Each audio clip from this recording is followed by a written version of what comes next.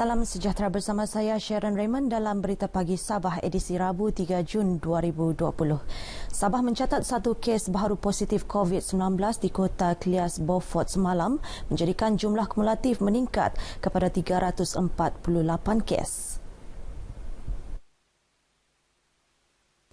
Menurut infografik Kementerian Kesihatan dan Kesejahteraan Rakyat Sabah, terdapat 11 kes COVID-19 sedang dirawat di 6 hospital pakar di seluruh Sabah. 4 pesakit dirawat di Tawau, 2 di Kota Kinabalu, manakala masing-masing 1 di Lahadatu, Tuaran, Beaufort, Putatan dan Ranau. Sementara itu, jumlah kematian akibat COVID-19 di negeri ini kekal 5 orang, iaitu 3 di Kota Kinabalu dan masing-masing 1 di Tawau dan Tambunan.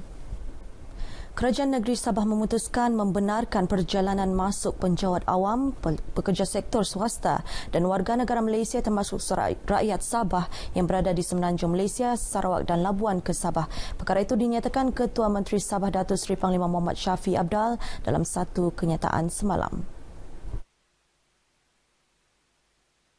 Kerajaan negeri juga bersetuju mengecualikan warga negara yang masuk ke negeri ini daripada menjalani kuarantin dengan syarat telah melakukan ujian COVID-19 di tempat masing-masing dalam tempoh 3 hari sebelum masuk ke Sabah dan disahkan negatif.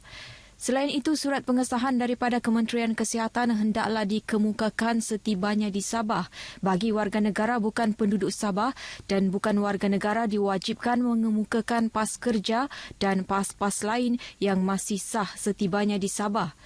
Kerajaan negeri turut mengalu-alukan semua warga negara Malaysia dari Semenanjung Malaysia, Sarawak dan wilayah Persekutuan Labuan yang datang ke Sabah untuk menginap di hotel-hotel yang telah beroperasi sejak 10 Mei. Kementerian Pelancongan Seni dan Budaya Motek akan mengadakan perjumpaan dengan pengusaha pelancongan di negeri ini untuk mencari strategi baharu bagi menghidupkan semula industri pelancongan yang terjejas teruk akibat COVID-19. Timbalan Menteri Motek Datuk Dr. Jeffrey Kitingan berkata berikutan pelaksanaan Perintah Kawalan Pergerakan PKP sejak 18 Mac lalu, kerajaan juga tidak membenarkan pelancong luar negara memasuki negara ini khususnya di Sabah. Kita boleh sama-sama berkongsi strategi yang paling baik untuk kita membukakan industri ini. Seperti mana yang kita tahu, industri ini bergantung kepada pelancong luar negara. Kita juga mempunyai pelancong dalam negara. Jadi oleh kerana pintu masuk ke negara masih tertutup, maka kita kena fokus kepada industri pelancongan, pergerakan pelancongan dalam negeri. Datuk Dr. Jeffrey yang juga ahli Parlimen Keningau berkata demikian ketika ditemui media selepas meninjau bangunan baharu Pejabat Perhubungan Parlimen Keningau di Keningau. Katanya antara strategi norma baharu bagi menghidupkan semula industri pelancongan ialah menumpukan dahulu di kawasan zon hijau di luar bandar mengikut prosedur operasi standard SOP yang akan ditetapkan Motek nanti. Walau bagaimanapun, Motek masih belum lagi membenarkan aktiviti pendakian gunung dan bukit serta aktiviti yang melebihi 20 orang bagi mengelakkan jangkitan COVID-19. Seramai 748 individu hadir di Dewan Hasil Lembaga Hasil Dalam Negeri Malaysia LHDNM Kota Kinabalu untuk urusan permohonan rayuan Bantuan Prihatin Nasional BPN yang berakhir pada pukul 4 petang semalam. Tinjauan RTM mendapati rata-rata pemohon rayuan BPN menyatakan rasa syukur dan terima kasih kepada kerajaan kerana memberi peluang kepada mereka berbuat demikian. Sebelum ini pernah memohon di laman web rasmi LHDN, tetapi saya tidak layak untuk mendapatkannya. Antara sebabnya adalah saya merupakan seorang pelajar. Sekarang ini saya sudah tidak belajar dan saya ingin mendapatkan bantuan B40 untuk bujang. Rasanya okey lah sebab saya cuba jawab rayuan je ni. Yang minggu lalu saya tidak dapat gigi sebab ada masalah kenderaan. Jadi hari ini baru dapat. Okey juga lah, bersyukur. Terima kasih lah sebab lanjutan tempo ni untuk buat rayuan. Ada pendapat je lah. Saya baru mau klaim yang 300. Iya, tidak, saya bukan student, saya bekerja swasta, klinik swasta.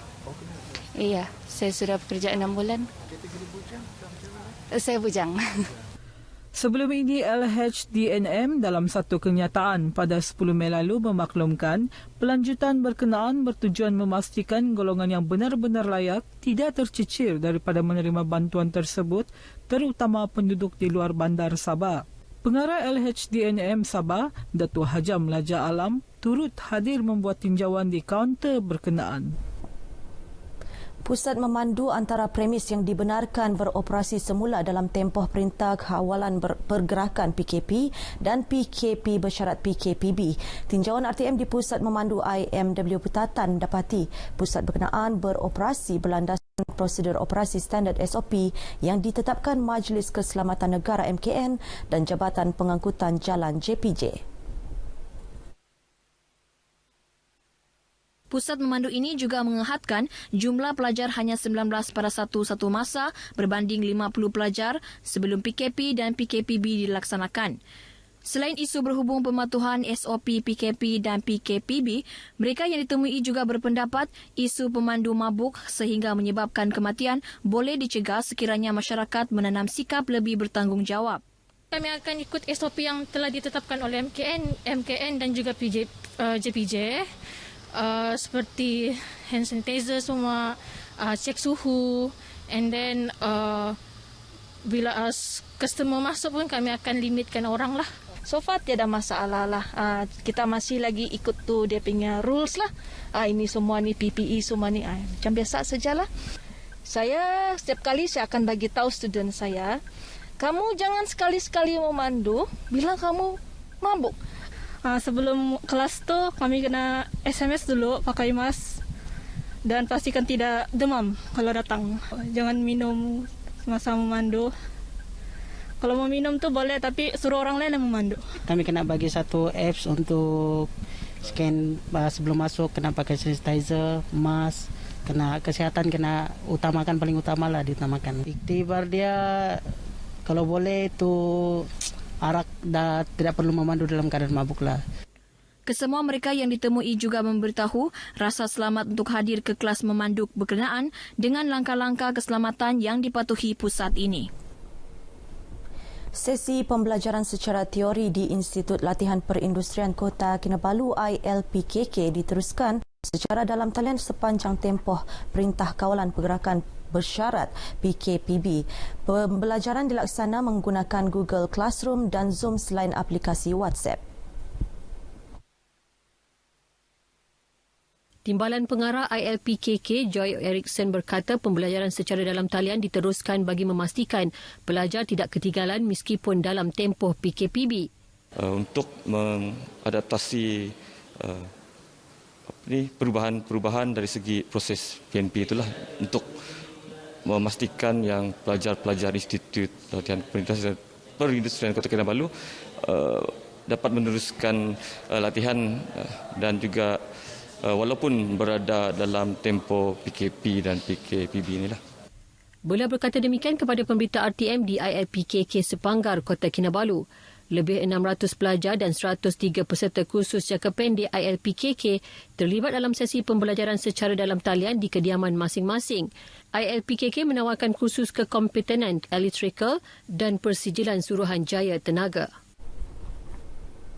Befrienders Kota Kinabalu menerima 250 panggilan daripada individu yang memerlukan perkhidmatan mereka sepanjang tempoh penguatkuasaan Perintah Kawalan Pergerakan PKP sejak 18 Mac lalu. Pegawai publicity Befrienders Kota Kinabalu, J.C. Ting berkata jumlah panggilan itu sedikit meningkat berbanding sebelum pelaksanaan PKP. Kebanyakan panggilan yang diterima adalah daripada individu yang mempunyai masalah berkaitan kesihatan mental dengan purata umur 14 hingga 40 tahun. Sememangnya panggilan ke Befrienders Kota Kinabalu pun meningkat oleh kerana ramai yang terkurung di rumah dan mereka kurang keluar untuk berinteraksi dan berkomunikasi. Jadi mereka sentiasa berhubung dengan befrienders kerana befrienders boleh mendengar keluhan mereka walaupun keluhan yang sama setiap hari dan tidak menghakimi mereka. Jessie dihubungi pemberita RTM di Penampang sebagai mengulas perkhidmatan befrienders sepanjang penguatkuasaan PKP. Befrienders Kota Kinabalu adalah sebuah pertubuhan bukan kerajaan NGO yang ditubuhkan pada 2007 dan mula menyediakan perkhidmatan menerusi telefon pada 2008. Pada 2015, kaedah perkhidmatan befrienders diperluas kepada perkhidmatan bertulis menerusi aplikasi email, Facebook, Messenger dan WhatsApp. Pertambahan media perhubungan itu melonjakkan jumlah pemanggil kepada lebih 10,000 orang sejak ditubuhkan. Pusat Latihan dan Amali Orang Kurang Upaya OKU Sabah membuka peluang pekerjaan kepada golongan OKU yang berminat menghasilkan perabot dan kraf tangan daripada kayu pain. Pengurusinya Azman Saidin berkata golongan OKU sememangnya berupaya untuk menjana pendapatan sekiranya diberi peluang untuk menceburi bidang pertukangan kayu. Azman berkata pusat latihan ini antara lain membantu memberikan kemahiran kepada OKU sekaligus menjana pendapatan daripada penghasilan perabot. Katanya sambutan tempahan penghasilan perabot yang dihasilkan oleh OKU sangat menggalakkan sehingga mendapat permintaan yang tinggi dari seluruh negeri Sabah, Semenanjung Malaysia, Sarawak dan negara Brunei. Sambutan yang paling tinggi adalah pada bulan 3 bermulanya PKP. Di mana saya rasa bagi sistem marketing yang saya buat, di mana waktu tu PKP kita tidak boleh keluar, so dia online sentiasa kita punya produk-produk di media sosial. Beliau berkata demikian kepada pemberita RTM selepas meninjau aktiviti penghasilan perabot di Tuaran. Pihaknya merancang membuka cawangan pusat latihan dan amali OKU di Kuala Lumpur, Alustar Kedah dan Serkam Jasin di Melaka dalam masa terdekat. Sekian berita pagi Sabah, teruskan menonton RTM, jenama media paling dipercayai di Malaysia. Budayakan norma baharu, jaga diri, patuhi arahan pihak berkuasa. Pandemik COVID-19 belum berakhir. Saya Sharon Raymond, salam sejahtera.